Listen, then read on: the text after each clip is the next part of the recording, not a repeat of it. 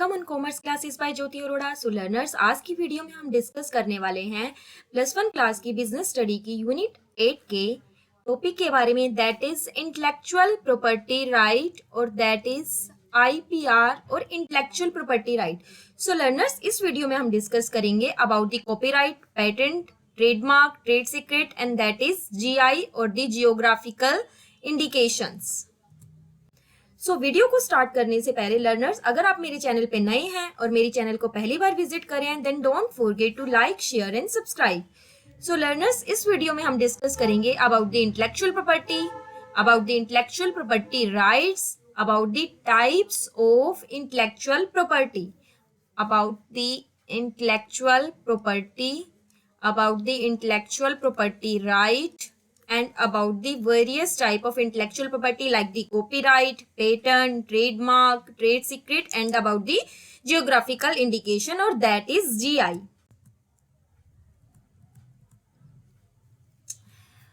So first one is that what is the intellectual property? देखिए, intellectual property की अगर हम बात करें, इंटेलेक्ट वर्ड से बना है। इंटेलेक्ट मीन्स माइंड और दैट इज दी प्रॉपर्टी जो हमने अपनी माइंड से क्रिएट की है। So intellectual property refers to the original creation of the human intellect. एक ह्यूमन बीइंग ने अपने इंटेलेक्ट से, अपने माइंड का यूज करके जो कुछ भी ओरिजिनल प्रोडक्ट बनाया है, ओरिजिनल चीज बनाई है, ओरिजिनल थिंग बनाई है, that come under the intellectual property. जैसे एक पर्सन है, उसने अपने माइंड का यूज करके कोई भी बुक लिख ली है, कोई भी बुक लिखी है तो उसकी प्रॉपर्टी क्या कहलाएगी? उसकी बुक उसकी इंटेलेक्चुअल प्रॉपर्टी है। सिमिलरली एक पर्सन ने हो सकता है बहुत अच्छा प्रोडक्ट बनाया है तो उसकी इंटेलेक्चुअल प्रॉपर्टी क्या हुई? उसका प्रोडक्ट हुआ। सिमिलरली एक पर्सन के माइंड में बहुत अच्छा आइडिया आया, यूनिक आइडिया आया, और यूनिक है, इनोवेट आइडिया है कि इस तरह का बिजनेस भी हम सेटअप कर सकते हैं, तो उसका यूनिक आइडिया होगा, इंटेलेक्चुअल प्रॉपर्टी के अंदर आएगा। एग्जाम्पल्स हो हमारी कौन कौन सी इंटेलेक्चुअल प्रॉपर्टी हो सकती है? Like the literacy, artistic, technical and the scientific creation. Literacy work, जैसे अभी हमने एग्जाम्पल लिया, एक पर्सन ने अपनी बुक बनाई है तो उसकी बुक क्या हो जाएगी? लिटरेसी वर्क, ये उसकी इंटेलेक्चुअल प्रॉपर्टी हो जाएगी। सिमिलरली एक आर्टिस्ट है, आर्टिस्ट ने बहुत अच्छी मूर्ति बनाई है, स्कल्पचर्स बनाई है, ठीक है, या पेंटिंग बहुत अच्छी बनाई है और यूनिक पेंटिंग बनाई है, तो उसकी जो यूनिक पेंटिंग है ये हमारी इंटेलेक्चुअल प्रॉपर्टी के अंदर आ जाएगा। जैसे अभी यूट्यूब पे शिखा आर्टिस्ट, शिखा शर्मा की पेंटिंग बहुत और यूनिक है तो उसकी इंटेलेक्चुअल प्रॉपर्टी हमारी कहाँ पे आ जाएगी?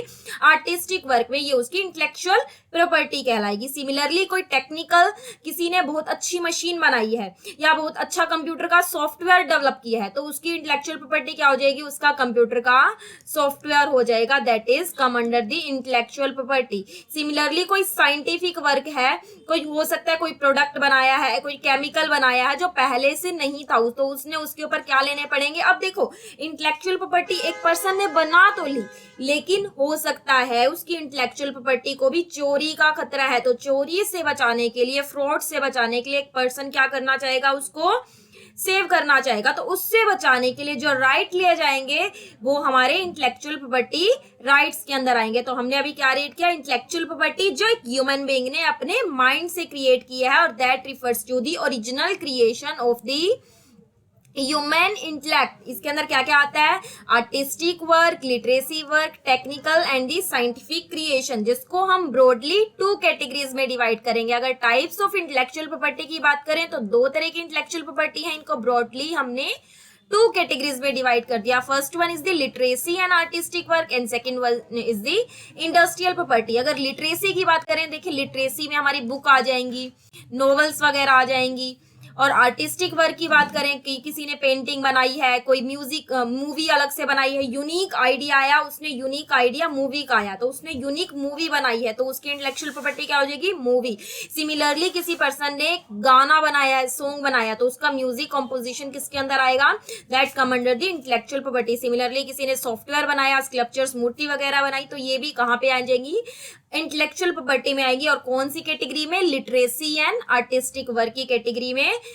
और सिमिलरली हम सेकेंड टाइप की बात करें तो इंडस्ट्रियल प्रॉपर्टी की बात करेंगे। इंडस्ट्रियल से रिलेटेड कुछ ऐसी थिंग, कुछ ऐसी प्रॉपर्टी जो एक पर्सन ने क्रिएट किए हैं और उसको सेव करने के लिए क्या लेगा, राइट्स लेगा। अब इंटेलेक्चुअल प्रॉपर्टी कौन सी है, हो सकता है किसी पर्सन के मन में कोई आइडिया आया हो, यूनिक आइडिया हो, idea of a new product, तो आइडिया के ऊपर क्या लेगा, इंटेलेक्चुअल प्रॉपर्टी कोई राइट्स लेगा, लाइक कॉपीराइट्स ले सकता है, पेटेंट्स वगैरह, तो इस तरह के कुछ राइट्स लेने पड़ेंगे। सिमिलरली किसी पर्सन ने कोई नई टेक्नोलॉजी बनाई है तो टेक्नोलॉजी के लिए भी क्या लेगा, राइट लेगा। अब जैसे उसने टेक्नोलॉजी बना ली है वैसी कोई और ना बना ले, जैसे उसने कोई बुक लिख दिया वैसी कोई और ना लिख दे, तो उसको क्या लेने पड़ेंगे, इसके ऊपर कुछ राइट लेने पड़ेंगे to save from the for theft and the forgery, से बचाने के लिए कुछ राइट लेगा। Similarly logo of a new product, जैसे अगर हम बात करें तो हम KFC की बात करते हैं या मैकडोनल्ड की बात करें, तो इनका लोगो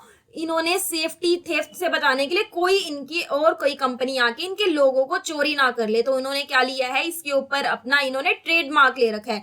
तो हमारी जितनी भी इंटेलेक्चुअल प्रॉपर्टी होती है, चाहे कोई हमारा आइडिया हो, प्रोडक्ट हो, कोई नॉवल हो, बुक हो, इनको थेफ्ट और फॉरगरी से बचाने के लिए कि कोई और हमारे प्रोडक्ट या हमारी जो यूनिक थिंग है, इनोवेटिव थिंग है, क्रिएटिव थिंग है, इसको कोई कॉपी ना कर ले, तो हम कुछ राइट्स लेते हैं जो हमारे इंटेलेक्चुअल प्रॉपर्टी राइट्स में आएंगे। और जो हमारी यूनिक थिंग होगी, जो ह्यूमन पर्सन ने ओरिजिनल थिंग क्रिएट की है from the human intellect, that come under the intellectual property. Similarly industrial design, that come also under the intellectual property. Next one is the intellectual property rights, or that is the IPRS, intellectual property rights. अगर हम rights की बात करें तो अभी हमने discuss किया कि इंटेलेक्चुअल प्रॉपर्टी को थेफ्ट और फॉरगरी से सेफ्टी के लिए हमें कुछ राइट्स लेने होते हैं, तो हम उस राइट्स के लिए अप्लाई करते हैं, एप्लीकेशन लिखते हैं और हमें कुछ राइट्स प्रोवाइड कराए जाते हैं कुछ सर्टेन पीरियड के लिए, डिफाइनेट पीरियड के लिए, तो उन्हीं को क्या बोलते हैं, intellectual property rights. So intellectual property rights refers to the special right, ये कुछ स्पेशल राइट होंगे that is given to the creator for a definite period, जो क्रिएटर को दिए जाएंगे कुछ डिफाइनेट पीरियड के लिए, लिमिटेड पीरियड के लिए। जैसे अगर हम कॉपीराइट की बात करें, टाइप्स आएंगे इसके आगे ही इंटेलेक्चुअल प्रॉपर्टी के, कॉपीराइट, पेटेंट, तो कॉपीराइट हमारा 60 ईयर्स के लिए वैलिड होता है, सिमिलरली पेटेंट 20 ईयर्स और ट्रेडमार्क 10 इयर्स के लिए वैलिड होते हैं। तो इस तरह के कुछ हमारे राइट्स होंगे जो डिफाइनेट पीरियड के लिए दिए जाते हैं क्रिएटर्स को, which is provided to use for him of his creative work को यूज करने के लिए कुछ डिफाइनेट पीरियड प्रोवाइड कराता है कि इस टाइम पीरियड में आप वो यूज कर सकते हो और इसके बाद आप इसको रिन्यूअल करा सकते हो, रिन्यूअल फीस के साथ। लेकिन वो भी हम आगे जाके डिस्कस करेंगे कि कॉपीराइट में हमें रिन्यूअल का ऑप्शन नहीं दिया जाता, बट जो हमारा पेटेंट वगैरह के केस में, ट्रेडमार्क के केस में हमें रिन्यूअल का ऑप्शन दिया जाता है। तो intellectual property right special right होते हैं which is given to the creator for the defined period which is provided to him for the use of his creative work. Every creator, अगर हर creator की बात करें, want that his creator should be safe from theft and forgery, theft and forgery would feel discourage of creating new thing. देखो, अगर चीजों की ही, जो एक पर्सन ने यूनिक चीज बनाई, उनकी चोरी होने लग जाए, एक पर्सन ने सॉफ्टवेयर बनाया, अब दूसरा आगे कहे कि ये सॉफ्टवेयर तो मैंने भी बना लिया, तो उस पर्सन वो डिस्करेज फील करेगा कि मैं ही क्यों बनाता, फिर मैं तो बाद में बना लेता, ऐसे तो कितने ही जने आ जाएंगे। एक पर्सन ने बिजनेस स्टडी की बुक लिख दी, अब दूसरा कहेगा ये इसने तो लिख ही रखी थी, और दूसरा आके उसी के कंटेंट को चोरी कर लेगा, कॉपी पेस्ट करके नई बुक कहेगा ये तो मेरी बुक है।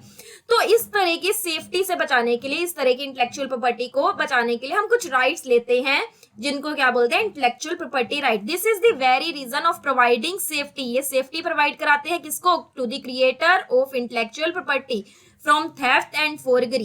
So intellectual property right provides safety to the creator of intellectual property from the theft and the forgery. Intellectual property right have been formulated. The person, अब intellectual property rights को जो तोड़ देता है, जो पर्सन वो rights को वो कॉपी पेस्ट कर लेता है, तो उसके लिए क्या पुनिश है यहाँ पे। So the person who makes an illegal use of intellectual property is held guilty and is punishable under different acts. उसके लिए एक्ट्स भी बना रखे हैं, जैसे कॉपीराइट एक्ट आएगा, पेटेंट एक्ट आएगा, हमारा trademark act, so there are different act.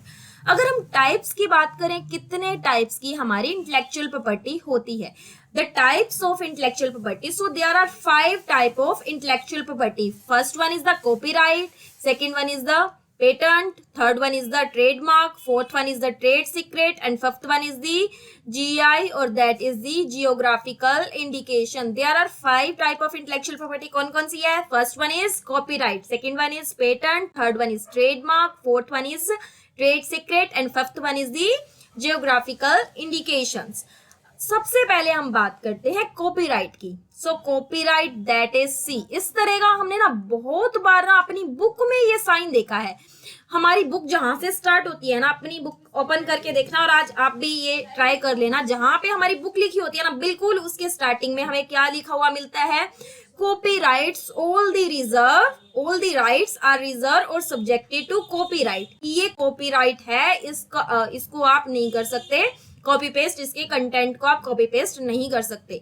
So copyright basically क्या होते हैं? कॉपीराइट इज दी, देखो नाम से पहले क्लियर करते हैं, कॉपीराइट की बुक से रिलेटेड है. पहले तो हम ये देख लेते हैं कि कॉपीराइट की कॉपी के राइट या बुक के राइट कि एक पर्सन ने जैसा कंटेंट राइट डाउन कर दिया उसके कंटेंट को कोई चोरी नहीं कर सकता. जैसे एक पर्सन ने नोवेल लिख दी, एक पर्सन ने कोई बुक लिखी है, अब बुक उसने क्या लिखी है? ओरिजिनल बुक लिखी है. अब उसके कंटेंट बिल्कुल यूनिक हैं, अब उसको कोई चोरी ना कर ले, तो उससे बचाने के लिए क्या लेगा? वो कॉपीराइट लेगा. So copyright is the right होते हैं given to the creator of his literacy and artistic creation. जो किस किस को दिया जाता है? क्रिएटर. किस किस का क्रिएटर? लिटरेसी वर्क का, लाइक बुक का creator. And the artistic creation, artistic इसका like the painting, like this sculptures, कोई मूर्ति वगैरह है, तो उसके लिए हम क्या ले लेते हैं? कॉपीराइट ले लेते हैं. अगर एक्ट की बात करें तो कॉपीराइट के लिए कौन सा एक्ट है? In order to control this right, copyright act 1957 have been made. कौन सा एक्ट है कॉपीराइट के लिए? Copyright act 1957. अगर ड्यूरेशन की बात करें, एक बार चलो हमने कॉपीराइट ले लिया, चलो माना हमने अभी बुक बनाई और उसके लिए कॉपीराइट ले लिया, तो कितने टाइम पीरियड के लिए वैलिड होगा? आप पूछेंगे ना मैम कितने टाइम पीरियड के लिए वैलिड होगा. तो अगर हम रिटन कंटेंट की बात करें, राइटर्स की बात करें और आर्टिस्ट की बात करें, तो आर्टिस्ट और राइटर कोई कंटेंट के लिए कॉपीराइट लेते हैं तो ये कितने टाइम पीरियड के लिए वैलिड होगा? Duration of copyright is whole of their life. जब तक वो लाइव हैं, जीवित हैं, तब तक उनकी पूरी life, plus and it continue up to 60 years after their death. और उनकी डेथ के भी 60 ईयर तक ये कॉपीराइट का उनके पास राइट रहेगा. किस किस को? फॉर दी आर्टिस्ट और राइटर्स को. लेकिन अदर केस में बात करें, मूवीज की बात करें, मूवीज की, फोटोग्राफ्स की, जैसे आप गूगल पे देखते हो, गूगल पे आप सर्च करके देखना, KFC की पिक्चर डाउनलोड कर लेना. चलो आपको बता देते हैं, KFC की पिक्चर डाउनलोड करना, उसके नीचे लिखा होगा this image is subject to copyright. ठीक है, कॉपीराइट है और आप इस इमेज का यूज नहीं कर सकते. तो ये फोटोग्राफ, इस चीजों के लिए कॉपीराइट कितने टाइम पीरियड के लिए होता है? तो इसके लिए हमारा टोटल ही 60 ईयर होता है. इसके लिए कोई ऐसी टाइम ये बाउंडेशन नहीं है, लिमिटेशन नहीं है कि आफ्टर देयर डेथ, ऐसी वाली कोई लिमिटेशन नहीं है. But for the writer and artist copyright is 60 whole of their lives plus 60 years after their death. And in case of movie and photograph the duration of copyright is up to 60 years after the publication of the creative work. और copyright का ये वाला हमारा क्या होता है? Sign होता है कॉपीराइट और दैट इज द कॉपीराइट. ये हमने अभी बात की ड्यूरेशन की, कितने टाइम पीरियड के लिए वैलिड होता है. अब आप पूछोगे मैम हम ये कॉपीराइट लें कैसे? हमने एक ओरिजिनल बुक भी लिख दी, अब इसके लिए कैसी कैसी रजिस्ट्रेशन प्रोसेस फॉलो होंगे, कौन कौन से मैम हम स्टेप फॉलो करें ताकि हम इस राइट को ले सकते हैं. सो बेसिकली इसके लिए 3 स्टेप रहेंगे. स्टेप नंबर 1 की अगर हम बात करें, so step 1 is filling an application form. Firstly, you have to fill an application form in which you write the name, address, your creativity and nationality and then submit in the copyright office. और इसको fill करके आपको कहाँ पे submit कराना पड़ता है? Copyright office में, कॉपीराइट रजिस्ट्रार के पास you have to submit it. और सबमिट कराने के साथ साथ submitted application fees with fixed, submit application form with fixed fees. Form को आपको किसके साथ सबमिट कराना पड़ता है, फिक्स्ड फीस के साथ। कुछ फीस होती है इसके लिए, आपको वो फीस भी अटैच करके कॉपीराइट ऑफिस में सबमिट करानी पड़ती है। That is the step number second. So firstly you have to write an application form, then submit an application fees, and step number third is issuing copyright registration certificate. आपको उसके बाद उसकी जो अच्छी तरह से उसकी क्या की जाएगी, एप्लीकेशन फॉर्म की चेकिंग होगी। चेकिंग होने के बाद 30 दिन के अंदर ही, within 30 days after checking the application form, you have to issue the copyright registration certificate. आपको कॉपीराइट सर्टिफिकेट इशू कर दिया जाएगा। तो ये बेसिकली हमारे पास 3 स्टेप होते हैं। सबसे पहले एप्लीकेशन फॉर्म फिल की, सेकंड नंबर पे हमने फीस डिपॉजिट कराई, थर्ड नंबर स्टेप में हमें विद इन 30 days हमें कॉपीराइट सर्टिफिकेट इशू कर दिया गया by the copyright office. And second intellectual property right, that is the patent. Second right हमारे पास कौन सा रहेगा, that is patent. So patent की अगर हम बात करें कॉपीराइट के अंदर, ये देखा कि कॉपीराइट जो होता है हमारा बेसिकली बुक्स वगैरह से रिलेटेड है, म्यूजिक से, मूवी से, इन सब से रिलेटेड रहता है, हमारा आर्टिस्टिक वर्क से रिलेटेड। अब पेटेंट किस चीज से रिलेटेड होता है, सो पेटेंट हमारा ना रिलेटेड होता है new, useful and innovative product and processes. जो हमारा नया हो, यूजफुल हो और नॉन ऑब्वियस हो प्रोडक्ट प्लस प्रोसेसेस।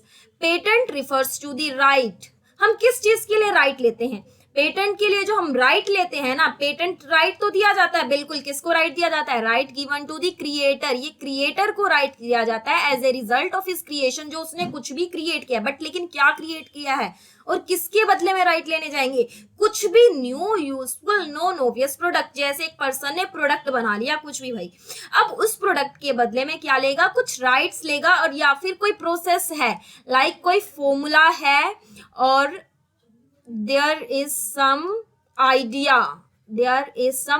एक पर्सन के मन में कोई आइडिया आया और उस आइडिया के ऊपर क्या ले लेता है, राइट ले लेता है। या किसी पर्सन ने कोई प्रोडक्ट बना लिया और उसके बदले में कोई राइट ले लेता है, तो उसको क्या बोलते हैं, पेटेंट। लेकिन जो प्रोडक्ट और प्रोसेस है वो कैसे कैसे होने चाहिए, न्यू होने चाहिए, यहाँ पे हमने रीड किया यूजफुल होने चाहिए, and the non obvious product. तो कुछ कंडीशन रहती हैं, कंडीशन ऑफ पेटेंटेबिलिटी।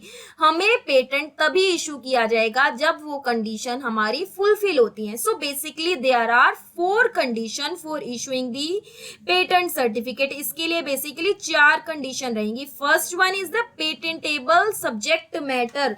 जो भी हमारी सब्जेक्ट मैटर है वो पेटेंटेबल होनी चाहिए, इस तरह की सब्जेक्ट मैटर होनी चाहिए जिसके ऊपर हम क्या ले सके, subject matter. This subject matter should be like that on which we can take the patent. तो पेटेंटेबल सब्जेक्ट मैटर होनी चाहिए। Second one is the new और novelty.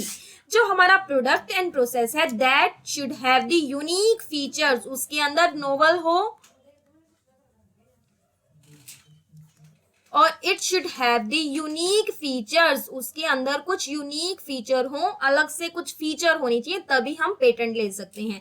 And the third one is the useful. जो भी जिस भी product या process के ऊपर हम क्या लेते हैं, पेटेंट लेते हैं, वो यूजफुल होना चाहिए, किसी ना किसी पर्सन के लिए, हमारे लिए वो यूजफुल होना चाहिए। सो इंडस्ट्रियल यूटिलिटी और it should be practicable with in the industry, practical use in industry or in life.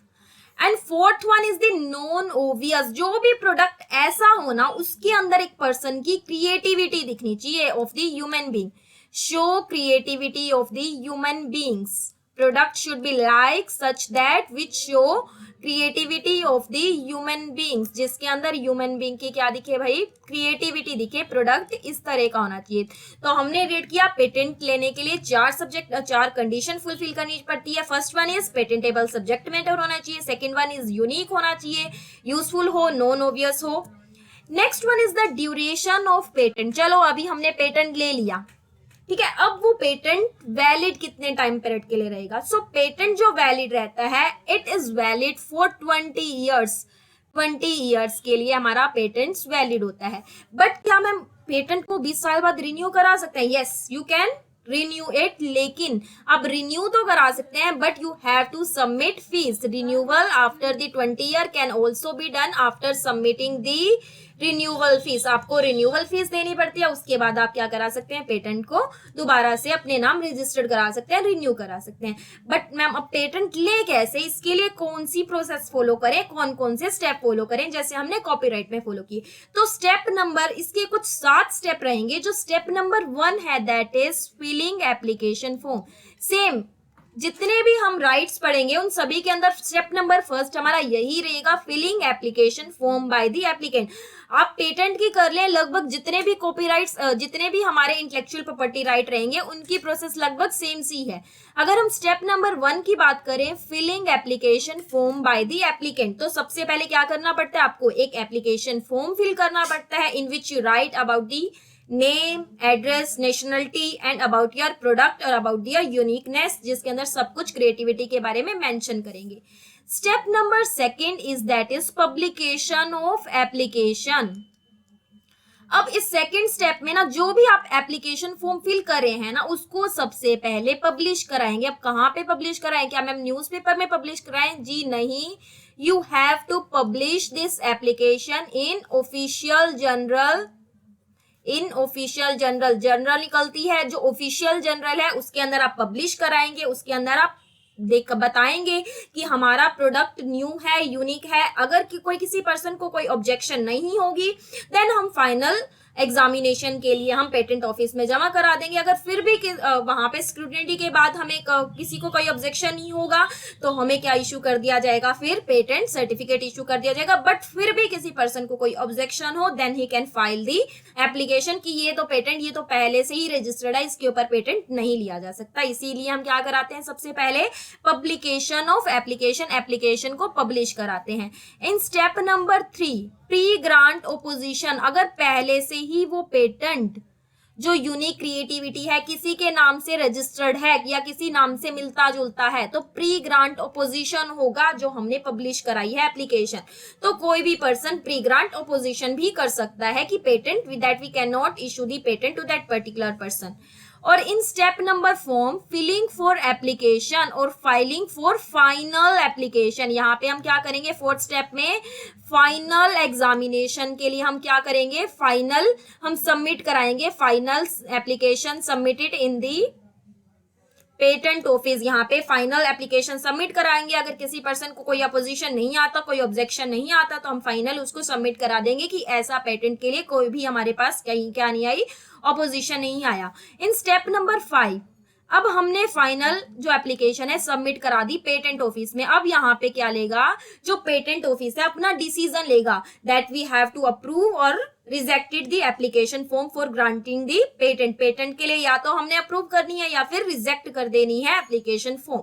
यहाँ पे सारा डिसीजन क्या रहेगा हमारा, पेटेंट ऑफिस का। अगर पेटेंट ऑफिस सहमत हो जाता है इस चीज के लिए, तो एग्री हो जाता है, तो हमें क्या इशू कर दिया जाएंगे, दे इशूइंग दी पेटेंट सर्टिफिकेट, वो इशू कर देगा। इन step number 6 publication of grant, अगर वो इश्यू कर देते हैं स्टिल इन लास्ट, हमको एप्लीकेशन तो हमने यहाँ पे पब्लिश कराई थी इन स्टेप नंबर 2 में, यहाँ पे हमें क्या करानी पड़ेगी, ग्रांट, कि हमें सर्टिफिकेट मिल चुका है, इस चीज को भी पब्लिश कराना पड़ता है। We have to publish the patent certificate in the official journal, कि हमें पेटेंट सर्टिफिकेट मिल चुका है, इस चीज को भी आपको पब्लिश कराना पड़ता है। इन step number 2 that is the last step post grant opposition, फिर भी हमें सर्टिफिकेट मिलने के बाद भी चांस दिया जाता है पर्सन को, अगर किसी पर्सन को ऑब्जेक्शन रहती है still he can file the application form, but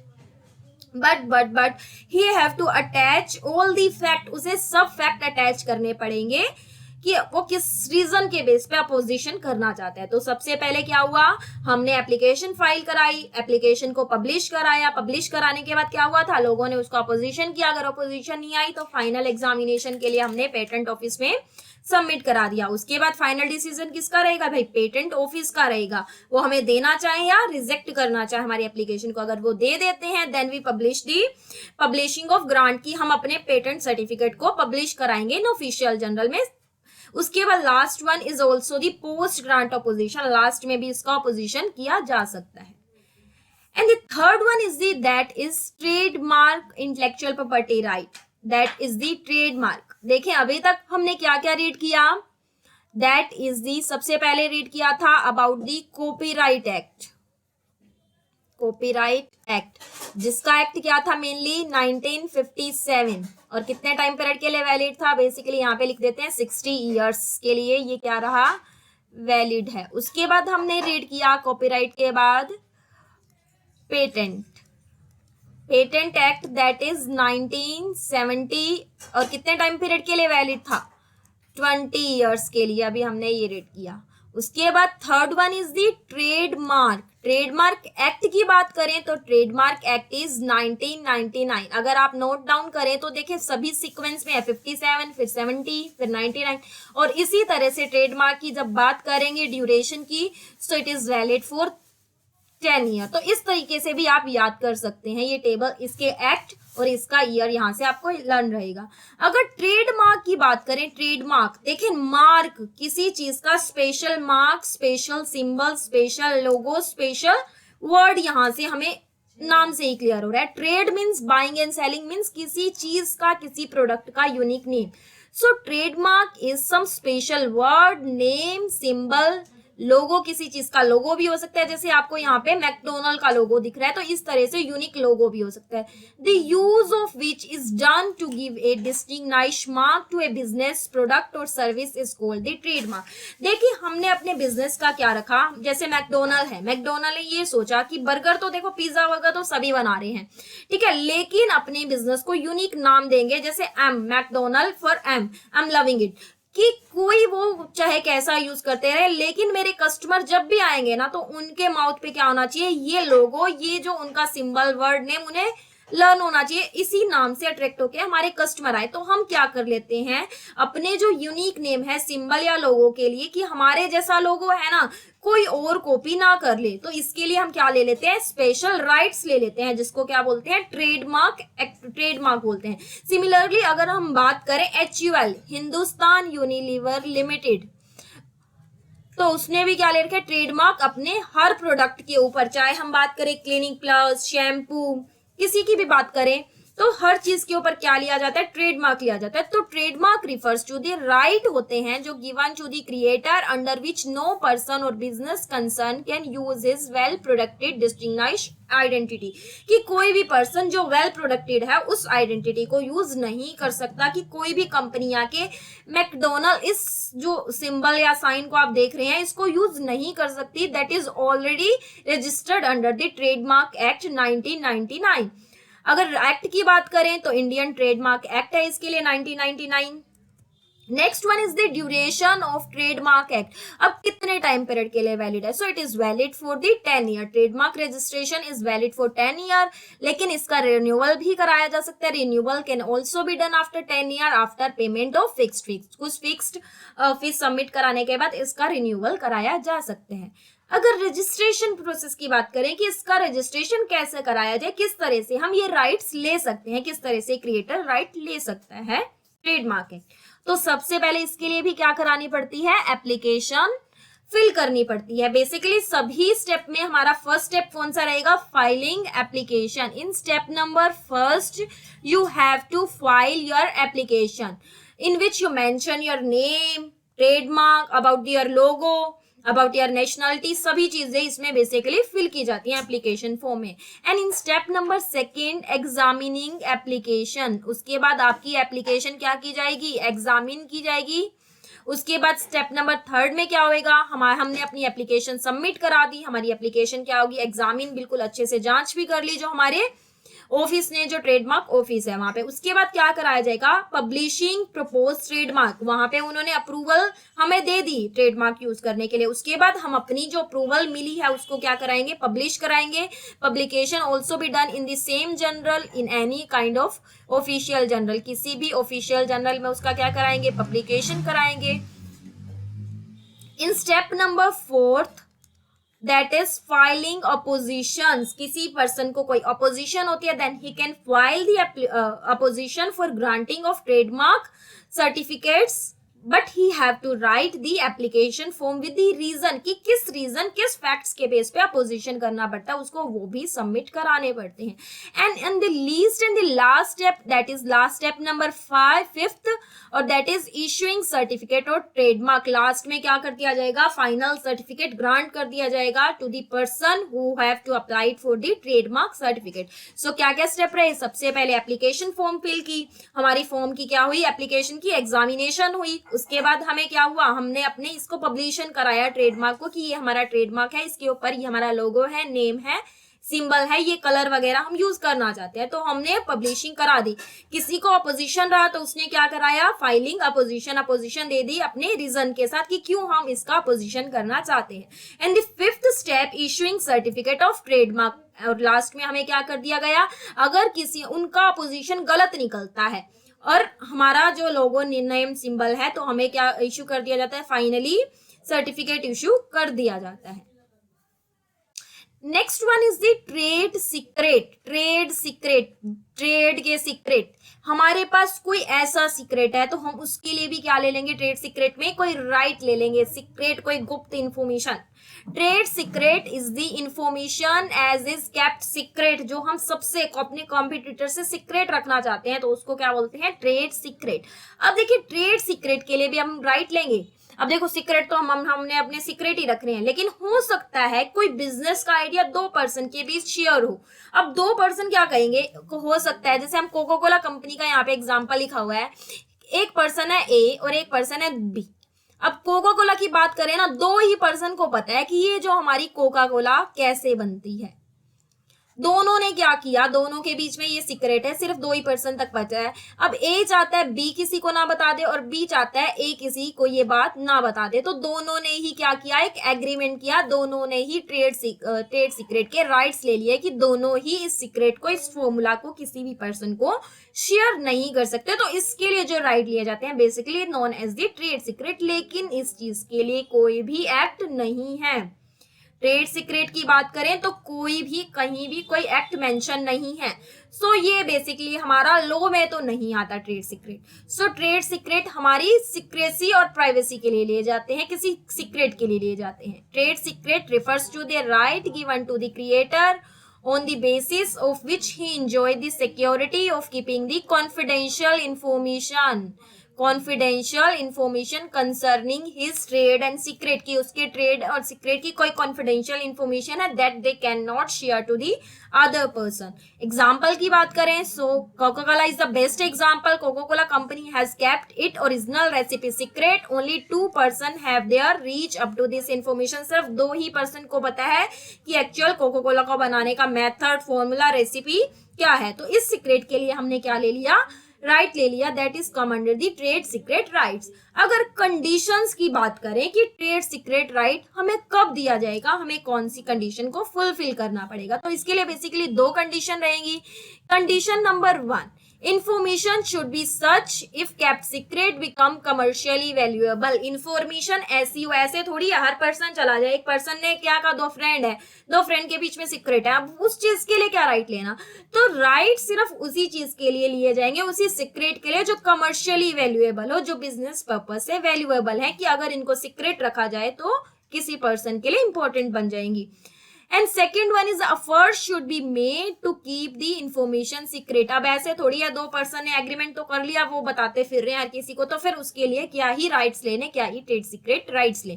तो इंफॉर्मेशन ऐसी हो उसके लिए हम क्या करें, एफर्ट्स करें, should be made to keep the concern information secret, उसको सीक्रेट रखने के लिए एफर्ट्स भी करें। अब ways to keep the information secret, अब किस किस तरीके से रख सकते हो। और मैंने कहा इस चीज को ना, मैंने कहा ये मेरा पेन है, मैंने इसको बचा के रखना है सबसे, या तो क्या कहेंगे, कोई कहेगा मैम इसको क्या करो आप लॉकर में रख दो, कोई कहेगा अलमारी में रख दो, कोई कहेगा कबर्ड में, कोई कहेगा ताला लगा दो बाहर से। इसी तरह से कोई बुक को मैंने सेफ रखना है या अपने मोबाइल के अंदर पिक्चर्स को सेव रखना है, तो क्या कहूंगे मैम पासवर्ड लगा दो, इसके अंदर कोई मोबाइल यूज ही नहीं कर सकेगा, यही बात कहूंगे ना। तो इसी तरह से ट्रेड सीक्रेट को भी कैसे सीक्रेट रख सकते हैं, इन्फॉर्मेशन को इसी तरीके से रख सकते हैं। इन्फॉर्मेशन शुड बी लॉक्ड, या तो आप इन्फॉर्मेशन को लॉक्ड रख दो, where only the authorised person have their reach, जहां पे सिर्फ अथराइज्ड पर्सन ही जा सके। Information can be kept secret through the medium of non disclosure agreement. कैसा एग्रीमेंट कर लो उस पर्सन के साथ? नॉन डिस्क्लोजर की, वो किसी को डिस्क्लोज ना करे वो इंफॉर्मेशन, या तो उस इंफॉर्मेशन या इस तरह के एग्रीमेंट में उस पर्सन के साथ एंटर कर लो, साइन कर लो। नेक्स्ट थर्ड वन इज अगर इंफॉर्मेशन इलेक्ट्रॉनिक है, it can be kept secret through the medium of password. अभी बताया कैसे करोगे इस इंफॉर्मेशन को सेव, पासवर्ड डाल के आप इंफॉर्मेशन को सेव कर सकते हो। और उसका पासवर्ड किसको पता हो? क्या सभी को बांट दोगे? नहीं, उसका पासवर्ड किसके पास हो? To the limited number of person, सिर्फ लिमिटेड नंबर ऑफ पर्सन तक ही लिमिट हो। Next and last one is the geographical indication, और दैट इज द GI, और that is the geographical indication. अगर जियोग्राफिकल की बात करें, ये किसी एरिया से रिलेटेड है। जियोग्राफिकल की बात करें तो किसी एरिया से रिलेटेड है। इंडिकेशंस, अब हर एरिया के कुछ इंडिकेशन होते हैं, कुछ अलग अलग चीजें फेमस होती हैं। अलग अलग चीजों के लिए हम क्या ले लेते हैं? राइट्स ले लेते हैं। Geographical indications to the rights given to the producers of a unique product. अब एक कोई प्रोड्यूसर है, वो यूनिक प्रोडक्ट बना रहा है, जैसे बीकानेर की भुजिया की बात करें। जो बीकानेर कंपनी है बहुत अच्छी भुजिया बना रही है, तो उसने क्या ले लिया? बीकानेरी भुजिया के ऊपर राइट ले लिया कि ये बीकानेरी भुजिया है ना। बीकानेर की बात करते ही हमें बीकानेर की याद आती है, लेकिन that is actually not is Bikaner, और राजस्थान की बात नहीं हो रही है ये हमारी, बट राइट है। क्या बीकानेर भुजिया हमारी सिर्फ राजस्थान में बिकती है? नॉट, बल्कि हर पार्ट में, हमारी जितनी भी इंडिया के स्टेट्स हैं सभी के अंदर, इवन स्टेट, डिस्ट्रिक्ट, जो भी, अगर हम टाउन लेवल तक की बात करें, विलेजेस की भी बात करें, वहां पे भी बीकानेरी भुजिया यूज की जाती है। राइट दे दिए जाते हैं जियोग्राफिकल इंडिकेशन में। Right given to the producer of a unique product which continue to provide security to the distinction of region of their product. जो कहता है कि इस एरिया की ये चीज फेमस रहेगी। जैसे अगर हम बात करें दार्जिलिंग की, वहां की टी फेमस है, असम की भी टी फेमस है, कोल्हापुरी की चप्पल फेमस है। तो ये कुछ बेसिकली इस तरह की हमारे एरिया की कुछ चीजों को रिजर्व रखने के लिए, राइट रखने के लिए प्रोड्यूसर क्या ले लेता है? कुछ राइट ले लेता है अंडर दी जियोग्राफिकल इंडिकेशन। देखो बेसिकली मैं हांसी से हूं, तो हांसी के पेड़ा बर्फी बहुत फेमस है, तो यहाँ पे हम पेड़ा के ऊपर ले लेते हैं। यहाँ पे पेड़ा, तो उन्होंने इस तरह की राइट ले लिया। तो हर तरह की चीजें फेमस है। आप मुझे कमेंट बॉक्स में जरूर लिखें कि आप कहाँ से हैं और वहां की कौन सी मिठाई या कौन सी चीज फेमस है। लेकिन अगर हम एक्सेप्शन की बात करें तो उसकी कुछ एक्सेप्शन है। सिर्फ हम ये नहीं कह सकते कि हर स्टेट की, हर जगह की, हर प्लेस की ये चीज फेमस है। अगर हम बासमती राइस की बात करें, here it is necessary to make the status of basmati rice clear, basmati rice under the geographical indication the right produce in 7 state. अगर वो राइस 7 स्टेट में हमारा क्या किया जाएगा? प्रोड्यूस होता है, तभी हम उसको बासमती राइस करेंगे। अदरवाइज वो हमारा बासमती राइस नहीं है, हमारा सिंपल राइस है। अगर वो सिर्फ 7 स्टेट से हमारा राइस आ रहा है, हरियाणा से, पंजाब से, दिल्ली से, हिमाचल प्रदेश, HP, और that is repeated, HP, Uttarakhand और सम पार्ट ऑफ UP और दी जम्मू कश्मीर, तभी हम कहेंगे वो बासमती राइस है। इसके अलावा मैंने कह दिया महाराष्ट्र क्या है, क्या ये भी हमारा basmati rice? One, no, it is not a basmati rice. यहाँ पे बासमती राइस नहीं होता है। Next one is the registration process of GI और जियोग्राफिकल इंडिकेशन। अब इस राइट को लें कैसे? तो इसके लिए भी सेम ही प्रोसेस रहेगी। In step number 1 you have to file an application in which you mention the name, address, nationality, सारी इंफॉर्मेशन फिल करोगे, और you have to submit that application with the fees. इस फीस के साथ आप submit करा दोगे। In step number 2 preliminary security, ठीक है, इसका प्रिलिमिनरी एग्जामिनेशन किया जाएगा। आप खुद देखोगे कि यार ये सारी इंफॉर्मेशन ठीक है या गलत है। And in the third step examination by the registrar, आप इस क्या करोगे? इसको सबमिट करा दोगे, और रजिस्ट्रार जो होगा जियोग्राफिकल इंडिकेशन, रजिस्ट्रार क्या करेगा? इसको एग्जामिनेशन करेगा। और इन 4th number step publication of GI, आप सेम क्या करोगे? इसको पब्लिश करा दोगे। जियोग्राफिकल इंडिकेशन को किसमें पब्लिश कराओगे? सेम ही आप किसमें पब्लिश कराओगे? ऑफिशियल जर्नल में। और पर्पस क्या रहेगा हमारा सबमिट कराने का ऑफिशियल जर्नल में? to invite the objection of or opposition or the of the other people के oppositions को invite करना. So the fifth number step is the opposition of register. अगर कोई person opposition file कराना चाहता है तो उसके लिए registered करा सकता है, but he have to fill the application form. Fill application with the stated reason. Fill application with the stated facts और विद द स्टेटेड रीजन के साथ उसको एप्लीकेशन फॉर्म फिल करनी पड़ेगी. And in step number 6 that is granting registration. अगर कोई person opposition file नहीं करता तो आपको वो क्या कर दिया जाएगा, आपको रजिस्ट्रेशन ग्रांट कर दिया जाएगा. बट ये कितने टाइम पीरियड के लिए वैलिड होगा? Geographical indication is valid for 10 year और इसके बाद आप रिन्यू करा सकते हैं. So the step number 7 is renewal after 10 year. अगर आपको रिन्यू कराना है तो भी आपको सेम प्रोसीजर दोबारा से फॉलो करनी पड़ेगी. उसके बाद आप रिन्यू करा सकते हैं आफ्टर 10 ईयर्स. सो ये बेसिकली हमारा टॉपिक रहा, that is the intellectual property right, जिसमें हमने 5 टॉपिक के बारे में किया. That is the copyright, patent, trademark, trade secret and the last one is the, मुझे कमेंट बॉक्स में लिखकर बताएं कि 5वां कौन सा है इसके अंदर इंटेलेक्चुअल प्रॉपर्टी राइट्स. लर्नर्स, अगर आपको मेरी वीडियो अच्छी लगी हो then don't forget to like, share and subscribe. ज्यादा से ज्यादा आप मेरी वीडियो को शेयर करें ताकि सबको इस वीडियो का बेनिफिट मिल जाए. So learners, dream, believe, achieve. Look, dream, believe in yourself and definitely you can achieve your goal one day.